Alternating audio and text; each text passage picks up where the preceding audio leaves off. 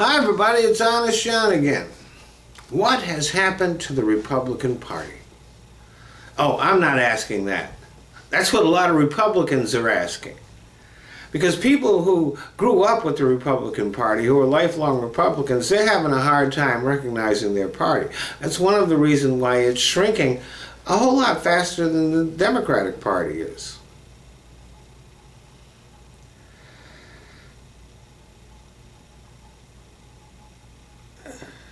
There is talk about this competition for the soul of the Republican Party.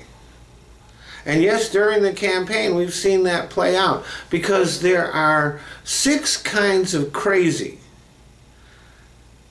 that are seeking to dominate the Republican Party. Now, the first one is the anti-tax crowd. The anti-tax movement was started by a bunch of unpatriotic rich people who don't seem to understand that it's their civic duty to pay their taxes. And since they benefit the most, they should pay the most. But they've managed to convince a bunch of middle-class people and even a bunch of broke losers that if we tax the rich, somehow it will harm them. When actually the opposite is true. Because when the rich are not, since the rich are not paying their fair share, their tax burden is being shifted onto us in a hidden form, in the form of increased fees and fines. Have you gotten a traffic ticket or a parking ticket lately? Have you seen how much the price of that has jumped up over the years? How expensive those things are? This is because politicians are too gutless to tax the rich. Now, hand in hand with that is the anti-government crowd. And it's gotten incredibly extreme, to the point where, did you notice how during this campaign that no one who had ever been elected to any office by the Republicans had any chance in this election? Because as soon as they elect them, they become part of the establishment and they don't trust them anymore. As soon as the ballot goes into the ballot box, they distrust and despise them.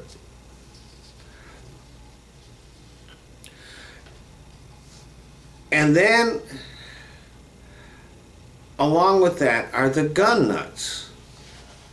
Now, the gun nuts actually believe that they are standing in the way of the government taking our rights.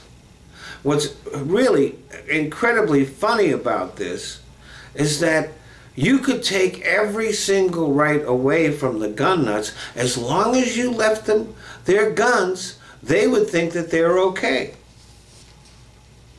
And you know, these gun nuts believe that the people should rise up and overthrow the government, except for the fact that that's the government that they helped to elect. And then there are the conservative purists. This is the Ted Cruz crowd. That conservatives have to believe these certain things. It doesn't matter that 90% of what conservatives are supposed to believe has been proven false years ago. Oh, by the way, another word for this crowd is Nazis. And then there are the religious fanatics. Now, Republicans like to believe that they have the Christians locked up, that the religious people are going to vote for them. The truth is that the Republican base is made up of the most ignorant, fanatical, stupid, hate-filled Christians in the country.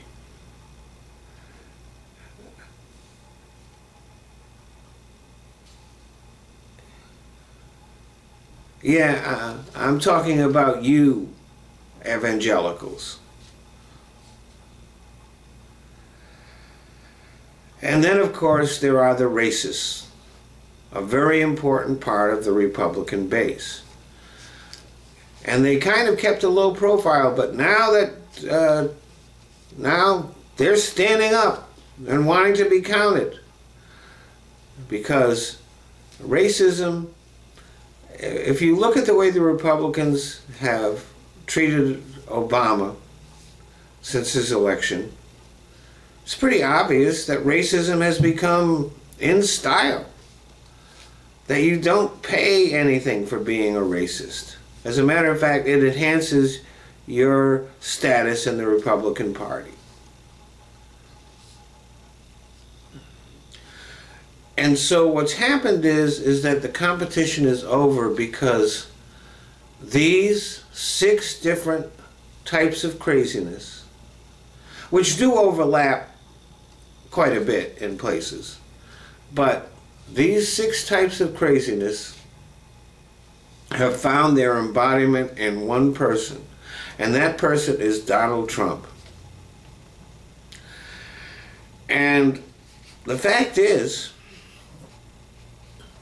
that they might actually be successful in getting this monstrously insane person elected president. But even that won't be enough for them, because on the day that they swear him in, they'll immediately lose trust in him. Thanks for listening.